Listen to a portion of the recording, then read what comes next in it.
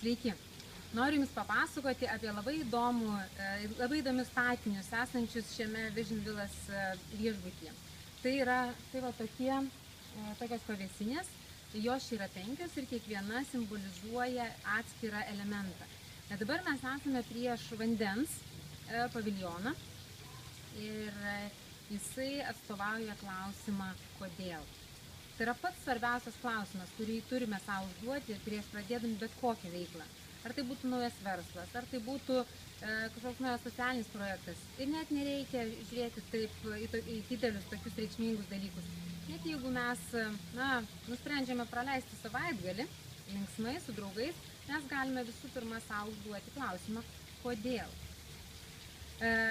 Šitas paviljonas taip pat yra skirtas mąstymui apie save, balanso paieškom, tiem visiškam sugrįžimui į save, kai mes galvojame apie tai, kas mums yra svarbu šitame pasaulyje.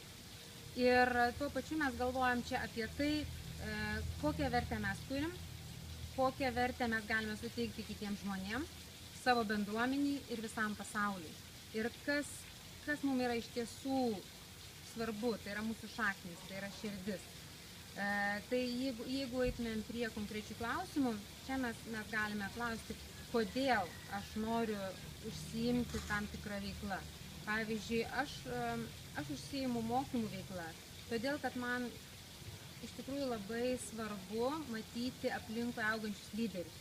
Aš noriu, kad žmonės turėtų galimybę skleistis, realizuoti savo viduj glūdintį potencialą.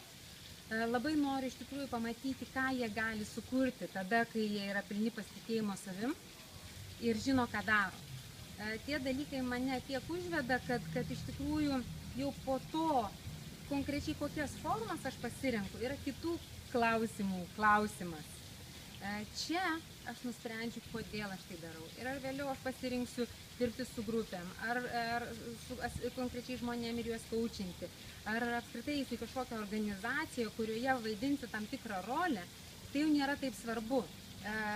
Svarbiausia yra labai aiškiai savo sakyti klausimą, kodėl. O efektyviausius įrankius tuomet mes jau pasirinksime vėliau.